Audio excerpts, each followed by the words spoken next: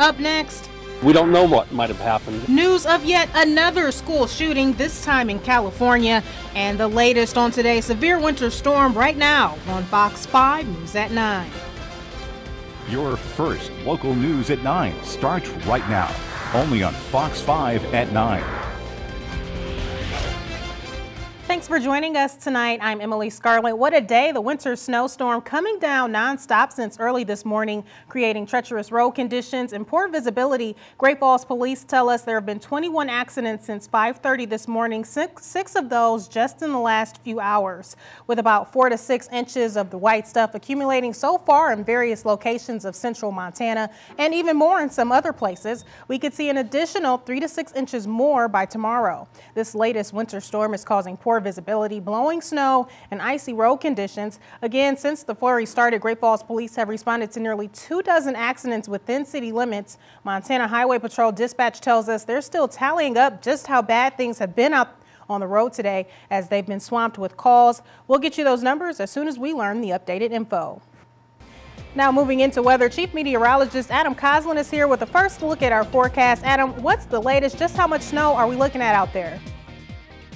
Well, good afternoon and good evening. I should say some spots have reported up to around 15 inches of accumulation. We're going to put the locations on the map coming up in a bit. Here's what's ahead in your Fox weather. First, of course, those warnings active until late Friday. So we're still dealing with the snow and icy roads. It's been quite problematic on the road. So if you're comfy on the couch tonight, we're happy for you and definitely something to be thankful for. Very cold wind chills are now expected as we shift gears. We're going to see below zero conditions. It's extra important to bundle up outside, and we're talking about not just a coat but a hat and gloves as well. And dangerous conditions. If you do need to travel, you'll want to have that emergency kit in the car. We'll have many more details coming up in just a bit. That's all ahead in your Weather Authority. Emily, back to you.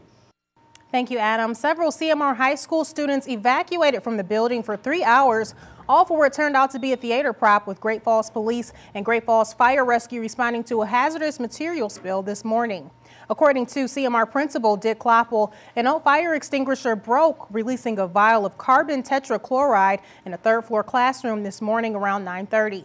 The fire extinguisher and vial were being used as a prop in a theater practice. 7 classrooms were evacuated for about 3 hours to avoid contamination with the hazardous material Kloppel describes as a suffocant.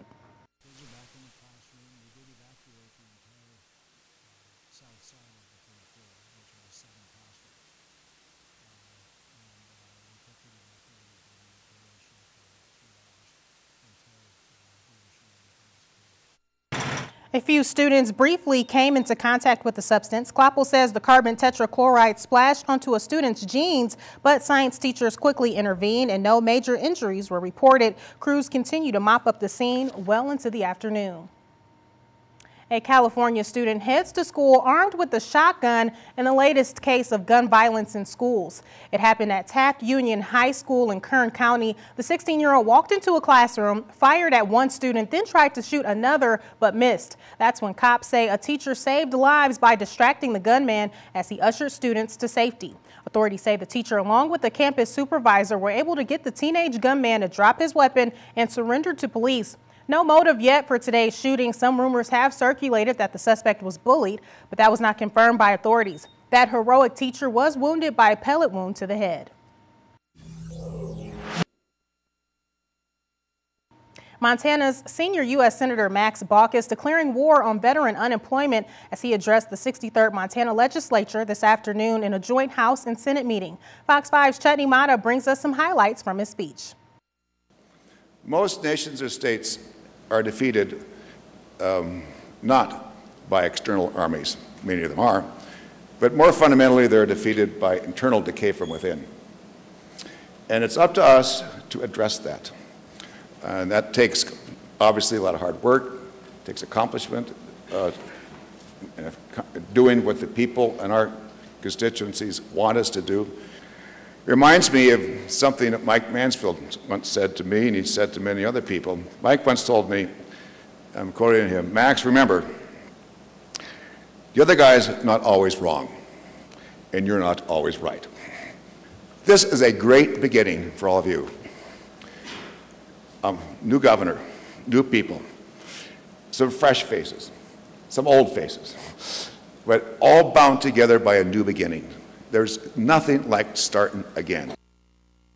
This year, many said enough with the political ads. Well, a bill presented to the House Judiciary Committee this morning aims to stop one particular type of political advertisements from ever happening again.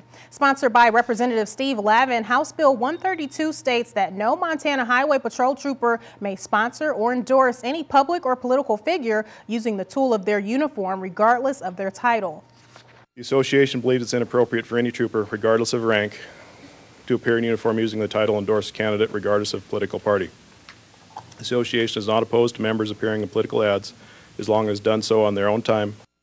The act prohibits a public officer or public employee from using public time, facilities, equipment, supplies, personnel, or funds for the officer's or employee's private business purposes. The heated debate over hunting wolves rages on as wildlife officials ask lawmakers to make it easier to hunt and trap wolves in Montana. The first by the FWP agency would allow hunters and trappers to buy multiple tags and use electronic calls. It would also reduce the price of a non-resident tag from $350 to $50, and it would eliminate the requirement that hunters wear fluorescent orange colors outside of deer season. In Galton Park counties, they don't even run the check stations anymore every weekend because nobody comes by with elk or deer. The second bill would cap the wolf population in the state at 250 and set into law hunting season between October 1st and February 28th. An even longer season would be held in special districts near Yellowstone and Glacier National Parks. More than a dozen gathering to get a better understanding of the complex Affordable Health Care Act with the benefits health system. Here's Fox 5 Myra Castaneda with more. CEO John Goodnow discussed changes happening around benefits this year and in 2014. Goodnow says one major decision lies on this year's Montana legislative session, and that's whether they vote to expand Medicaid coverage. The new year means new changes for healthcare regulation. CEO of Benefits Health System John Goodnow came to speak to the Great Falls Pachydern Club about the Affordable Health Care Act. It's fairly misunderstood by a lot of people.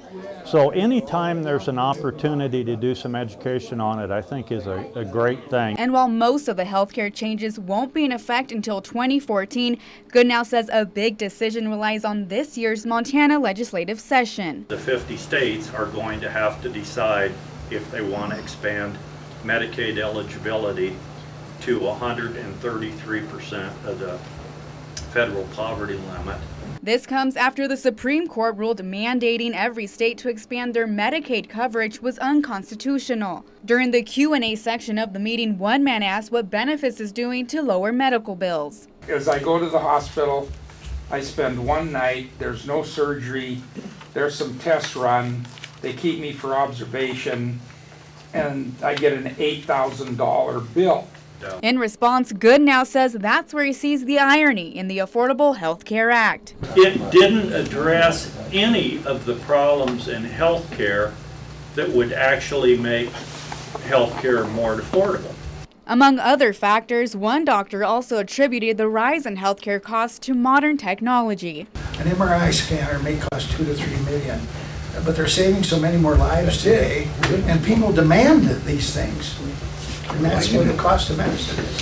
Goodnow also says the healthcare law may come with unintended consequences. Businesses with more than 50 employees will need to buy health insurance, and some owners may not want to expand their business by adding more employees because of the extra cost. In the Fox 5 studio, I'm Myra Castaneda.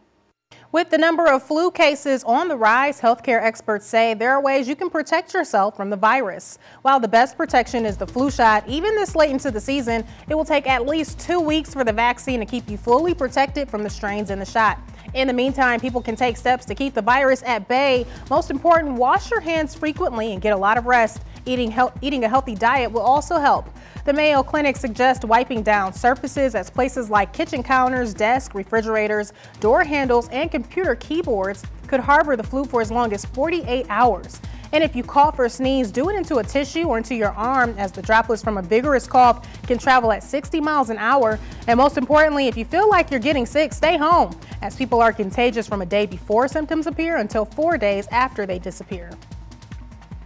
Montana State University is expanding its sick leave policy for their employees. Now the number of hours of sick leave employees can take has increased from 160 to 240 hours. Employees can also donate their unused hours to other colleagues. In the past, the policy only allowed employees to use the donated sick time for themselves, but now donated sick time may be used to take care of members of an employee's immediate family. Another major change is pregnant women may use up to 6 weeks of donated sick leave, and this was not in the previous policy. Donated sick leave, I've never heard of that before. It's almost like a secret Santa gift, like here's some sick leave time. Sounds like a pretty nice plan for the folks that need it and the folks that don't need to use it. And in weather like this, it seems like that will be much needed. Right, and I didn't know contagious 4 days after the cold. That's gotta be interesting careful. too. Yeah, and some very cold weather. Folks, your health will be challenged here. We're talking about sub-zero wind chill and just dangerous road conditions flat out. So really, if you don't need to travel, it's not recommended tonight. That snow will start to taper for Friday. We'll look at maybe some sunshine this weekend. It's all coming up. Here's our breakdown.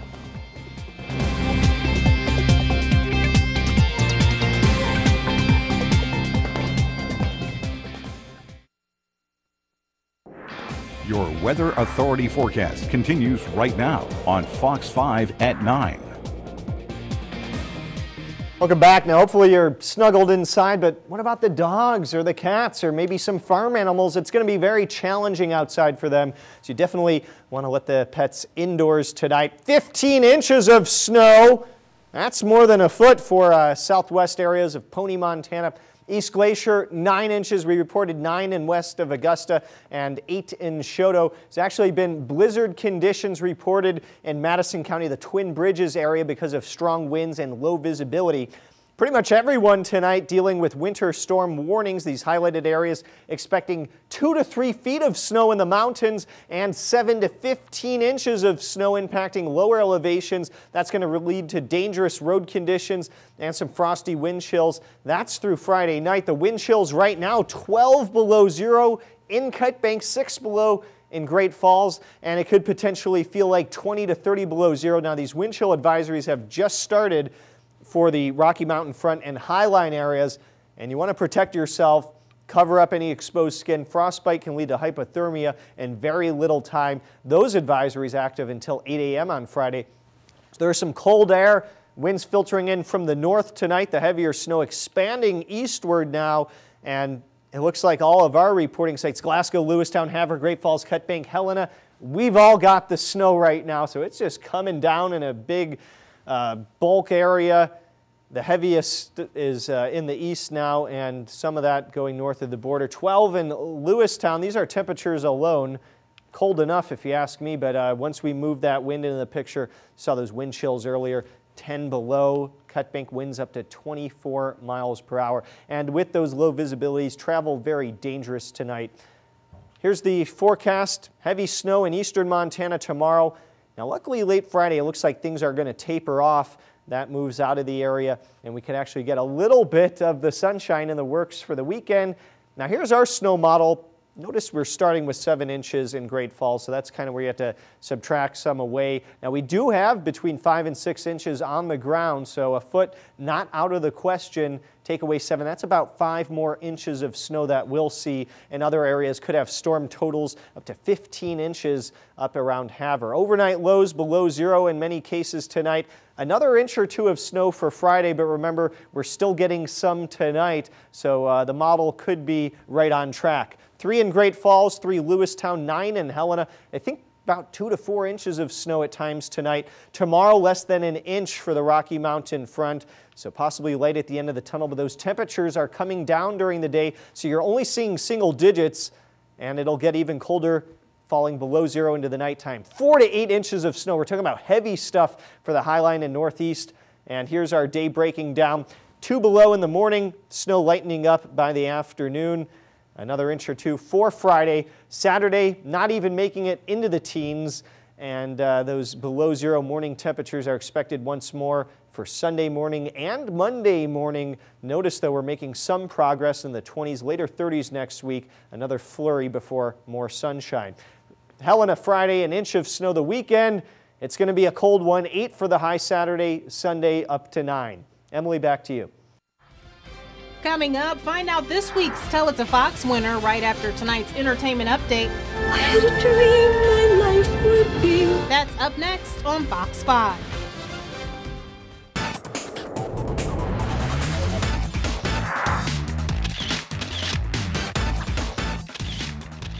Oscar nominations are out. Charlie foots another bill. Rosie and Elton expand their broods, and Les Mis takes out Taylor in tonight's entertainment update. Taking over the top spot on the album charts, the soundtrack from Les Miserables bumped Taylor Swift's Red from 1 to 3. The movie musical sold 92,000 copies, beating Mumford & Sons' Babel by just 1,000 copies. Rosie O'Donnell has adopted her 5th child. She and her second wife, Michelle Rounds, are welcoming a daughter, and Sir Elton John and husband David Furnish are welcoming a son through a surrogate. Radar Online reports that Britney Spears quit her job as a judge on The X Factor before producers could fire her. Fox is expected to use part of her $15 million paycheck to lure another big name. In the meantime, Brit is working on her 8th studio album. Charlie Sheen picking up another tab. Weeks after helping Lindsay Lohan pay her IRS bill, TMZ reports Charlie gave $12,000 to help pay for a funeral for the photographer who was killed while trying to snap a picture of Justin Bieber's car. And this morning's Oscar nominations saw some shocking omissions and delightful surprises. This year, 9 films got Best Picture nominations, including Lincoln, topping them all with a total of 12 nods. Life of Pi followed in second with 11 nominations. Rounding out the Best Picture category, Silver Linings Playbook, Les Miserables, Argo, Django Unchained, Zero Dark 30, and 2 surprise entries, Amour and Beast of the Southern Wild. With a preview of what we should expect on Oscar night, Family Guy creator and Oscar host Seth MacFarlane was joined on stage this morning by actress Emma Stone. So the race is officially on for the 85th Academy Awards, with nominees doing the red carpet rounds right up until Oscars big night, February 24th. If you don't know who I am, just pretend I'm Donny Osmond. You'll be fine. We'll get through this. And that's your entertainment update.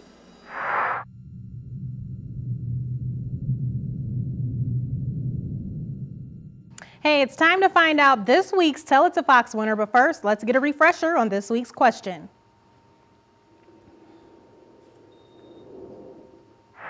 This week, we wanted to know, with 65-year-old Secretary of State Hillary Clinton returning to work this week after receiving treatment for a blood clot she developed after suffering a concussion, just how old is too old to be in office?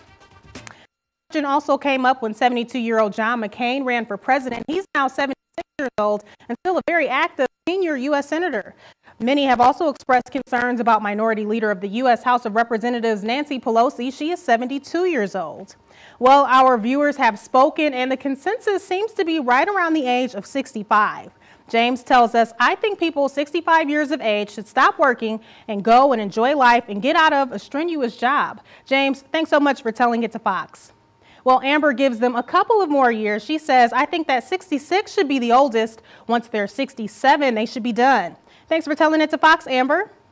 And our winning comment this week comes from Tracy. She tells us, I say 65 is a good retiring age, but I think it kind of depends on your health as well, shouldn't it? If you're 45 in office and you're on your 5th heart attack, believe I won't be voting for you.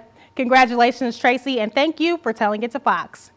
She put a comical spin on it, but all in all, she makes a really good point. Is it really about age or health? We'll let you decide. And next week, we'll have a brand new question. Why don't you like our Fox 5 Facebook page ahead of time and be ready to tell it to Fox and win? In the meantime, sports is up next after the break.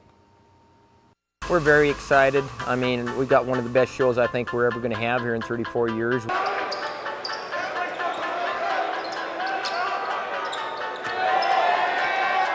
Could the Grizz move to 5-0 in conference play at North Dakota, or would things go awry? Plus, the rodeo less than 24 hours from kicking off here in Great Falls, the Montana Pro Rodeo. Fox 5 Sports is right now. Hi everyone, I'm Tom Purvis. Welcome to Fox 5 Sports. Sorry about that, technical difficulties. The Montana Grizzlies headed into enemy territory tonight, that being Grand Forks, North Dakota, to take on the University of North Dakota. The Grizz have won 4 straight games, looking to make it 5-0 in conference. Impressive crowd on hand in Grand Forks. The Grizz with a little revenge on their minds. First half action, Kareem Jamar gonna get the steal, and then he's gonna find Will Cherry, who's on the receiving end of that, lays it in. Grizz were up early on. Then Cherry is going to find Matthias Ward, the big fella, zoning in from deep. Knocks down the three, no problem right there. Then more defense turning into offense. Kevin Anderson gets the steal in transition. Cherry finds Matthias Ward, lays it in. The Grizz looking good, getting out and running. Then on the half court, Will Cherry. Little step back, three-pointer action. Got it. Montana wins 77-62. Same matchup for the ladies. This one in Missoula. And right off the bat, Katie Baker. Nice post moves inside, basically a magician down low. 9-1 Montana early on, and they'd keep it going. Torica Hill finds Baker. Baker, turnaround jumper is right down the hatch. Now a 10-point lead for the Lady Grizz. Defense turning into offense. Kinsey DeBoer with the steal. She goes the other way for the easy lay-in. Uses the left hand. Nice fundamentals. North Dakota still without a field goal at that point. Then the bench getting on the action. Kelly Cole finds Alexander Hurley. She finishes. Little transition. North Dakota would get some field goals eventually. Maddie Buck takes it to the hole, lays it in, but the Lady Grizz get the last laugh, 77-45. The Bobcat ladies hosting Northern Colorado. This one was a battle midway in the second half. UNC's Lauren Oosdijk with the layup, 44-38 Montana State. The Cats would answer back to that. Rochelle Carter whips a pass to Jackie Elliott. Pull-up jumper, got it. 50-41 MSU. And then Northern Colorado, Victoria Tim. Check out the nifty left-handed reverse right there. The lead is cut to 6, but the Cats just too tough in this one. Emily Allen, the Aussie, nice runner in the lane. The Bobcats get the win, 65-58. And the Montana State men traveling to North Dakota today, and the Montana State Bobcats come from behind to beat Northern Colorado. This is what the Cats have been talking about, winning on the road. Well, they got it done tonight. Xavier Blount leads the Cats with 14. The Cats are also over 500 in conference play. Yeah, on Tuesday, it was crosstown madness for the boys as CMR handed the Bison yet another defeat. Tonight, it's the girls' turn. CMR and Great Falls at Swarthout Fieldhouse. CMR has dominated this rivalry as of late, winning at least the last 6, but Great Falls came into tonight with a 6-1 record. CMR just 3-4. And the Bison student section was, I guess you could say, they were on hand for this one. 13-12 in the second quarter inside pass. The Bison missed, but Jessica Keller boards it. Puts it back in for 2. Very next play, CMR just swinging it around, pretty routine. But Great Falls, the lazy pass picked off by Liz Klinker. She lays it in on the other end, 17-12.